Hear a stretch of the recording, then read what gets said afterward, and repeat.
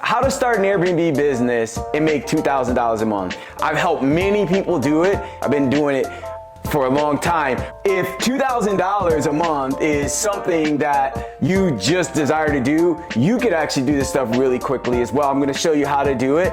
Don't just think about $2,000 a month, because that's not really going to change your life. It might make a difference in your finances, but it's not going to change your life. It's not going to change your family's life. I'm going to show you how you could grow. Instead of just doing $2,000 a month or $24,000 a year, you could actually do $15,000 a month, $150,000, $175,000, $190,000 a year.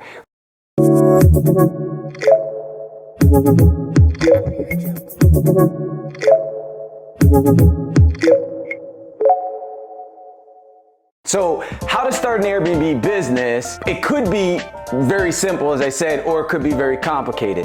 The reason why it could be simple, the reason why it could be complicated is because you go about it following and taking the wrong steps to get going.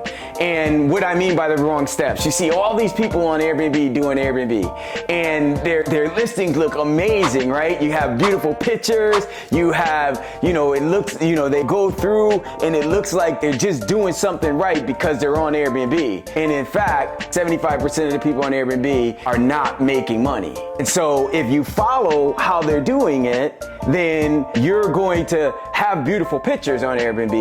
You're going to have a listing on Airbnb, but all you're going to hear is crickets. And that's not what you want. That's not going to support your family. Are beautiful pictures important? Yes, they are. Having your listing on Airbnb, is that important? Yes, it is. However, when you put your pictures up, when you have your listings up, you want to make sure, first and foremost, that you have the ability to do Airbnb. You might think just because you have a place, you could do Airbnb. No, that's not necessarily the case. If you're leasing a place, then you have to make sure the place, you're eligible to do Airbnb in your area. That's important. The way you do that, really simply, is just you can just Google Airbnb restrictions in my area. If there are no Airbnb or short-term rental restrictions in your area, then in most cases you're pretty good. Airbnb will tell you if you can or can't. The other is, you might think, okay, how else can you make it complicated, and do people make it complicated when it really is pretty simple? Well, another way is you're going out and you're thinking you have to go and buy a bunch of places, and that's not the case either. You don't have to own the place in order to do Airbnb. In fact, the 100 or so listings that I have, the thousands of listings that I've helped, even more importantly, helped other people to get, none of us own these listings. We lease the places.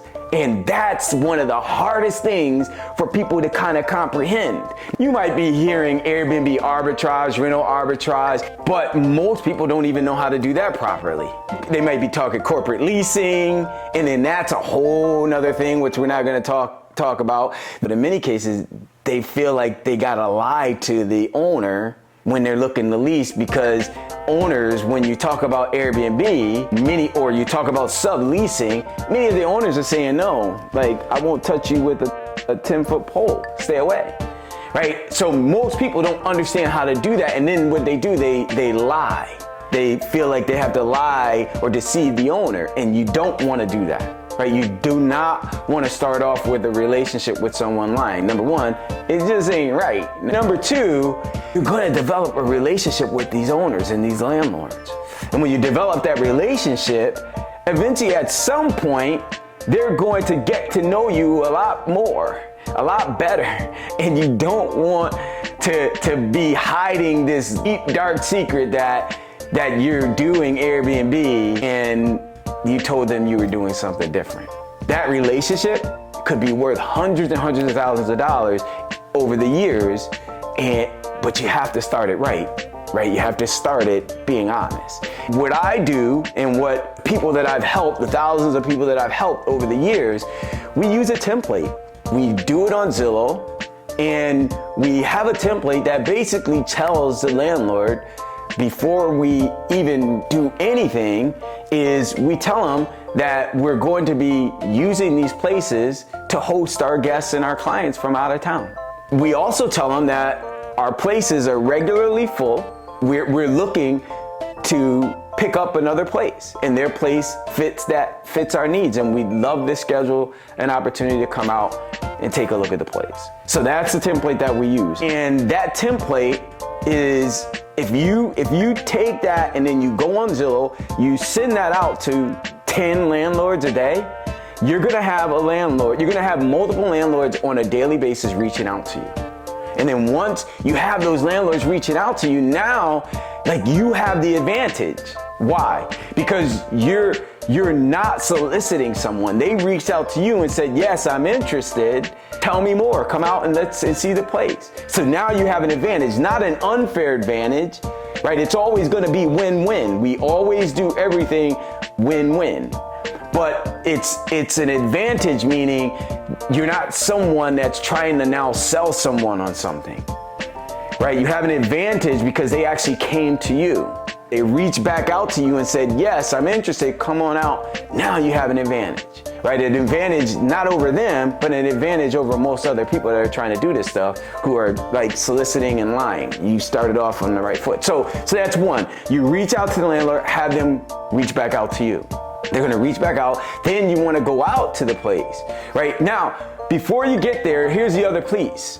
People that you're reaching out to, you wanna make sure that the places fit formula. And we have a formula. The formula is, we wanna make sure that on Airbnb, the mid-range of all the leases, of all the bookings for houses in our area, the mid-range, not the low, not the high, but the mid-range, we're able to get the nightly rate, based on the nightly rate multiplied by 30 nights, is going to equal at least 2 to 3 times what we're going to be paying in rent.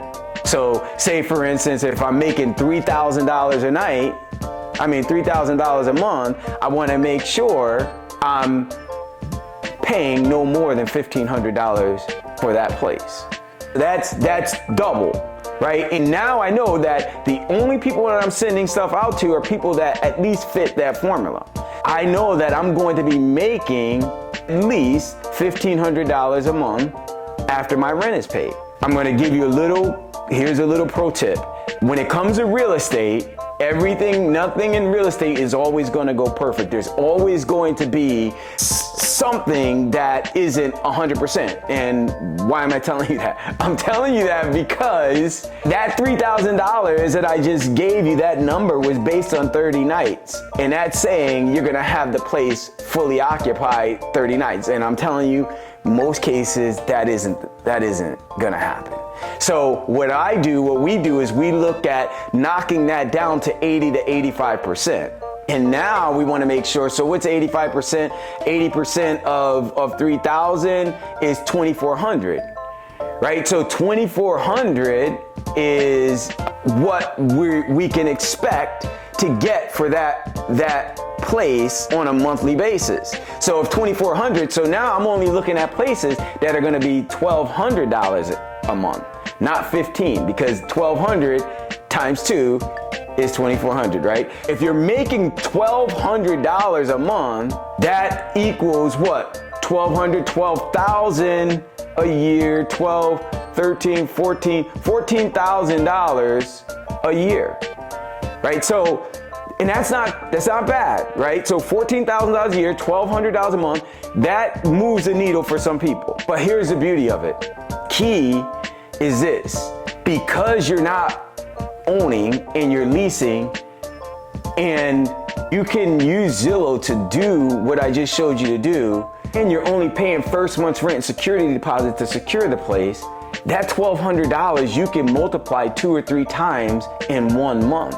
So just think about that, 2 or 3 times in 1 month. If I double that, because it happens pretty quickly, if you double that $1,200, that's now $2,400 if you pick up 2 leases. You pick up 2 leases, that's $2,400 a month. If you pick up 3, that's $3,600 a month. And now and that's after your rent is paid. We're talking after the rent is paid. So think about that. Just think about that a little bit. How much would that change your life? How much would that really start moving the needle for your family? It happens month after month after month after month. It happened for me, my family. It can happen for you. You just follow that template. And then here's the other pieces. You want to get the places up on Airbnb. You want to optimize those beautiful images, making sure you have good captions in them. When you organize them properly, then people, when they come to your listing, Airbnb, they're going to look at your listing compared to everyone else's. They're not going to be confused when they're walking through your listing online. They're going to understand what they're getting. It's going to be a great experience for them because you're going to be very detailed in what they're getting and descriptive, so that you paint the picture so that they know, like, they can feel it as they go through what this is going to look like. Why? Because you put your words in there as to what you want them to experience. Not just a nice kitchen, not just a big living room. You're going to be descriptive in your words. A nice kitchen that's filled with utensils and everything you need to have a beautiful meal while you stay, instead of having to go out. Or so that you can entertain, beautiful living room, comfortable for entertaining, and enjoying a pleasant stay while you're in town, or something like that. But being descriptive and painting the picture.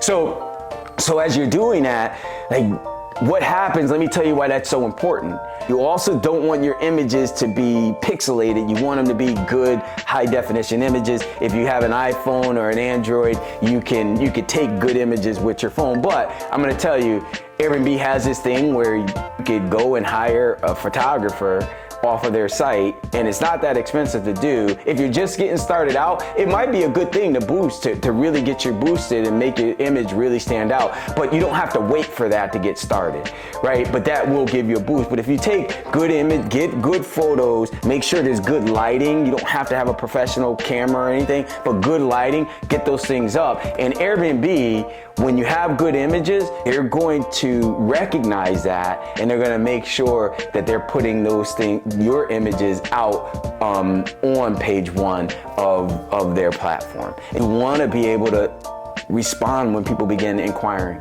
When people begin inquiring, you don't want to wait 4 hours, 5 hours, 10 hours to respond. You want to respond to those people's inquiries immediately. When COVID hit, like mid-March, when they started shutting everything down, and Airbnb started telling everyone that if you can't travel and you want a refund because of COVID, then just let us know. And regardless of cancellation terms were, Airbnb just discounted all of that. They didn't care. And what they did was, if anyone said it's COVID related, I have to cancel, they just started refunding everyone and taking everyone's money away. It was like Black Friday. I lost like over $15,000 in bookings that weekend. What happened? Most people weren't able to get those bookings back. Most people stayed at zero all year long in Airbnb. By the grace of God, we didn't. One of the reasons is because we don't deal with vacation. Our bread and butter is not vacation travelers. It's not tourists. Our bread and butter is business travelers, and they travel regardless. They don't travel for tourism. They travel because they got business to take care of, and the world still had to operate, so they were staying with people like myself and my students. Well, how did I get it back? I got the $15,000 back in literally just 3 days, just by responding. It doesn't have to be complicated. Like, just keep it simple. That's my motto. My motto is keep it simple. If it's complicated, I don't want anything to do with it, and I'm not gonna have any of my students do anything that's complicated as well. If you model that, you're gonna get the same result. And it's gonna change your life, it'll change your family's life, and you won't be calling this a side hustle anymore. You'll be able to do what me, my kids, and my hundreds of over 1,200 students that I've helped do, which is now to have the financial freedom that gives us the time to be able to pour into those gifts and those talents that God's blessed us with, so that we can live that vision He's given us for our life and our family. And you can too. So hopefully that was helpful. If it was, share with a few people, subscribe to the channel, and I'll see you on the next video.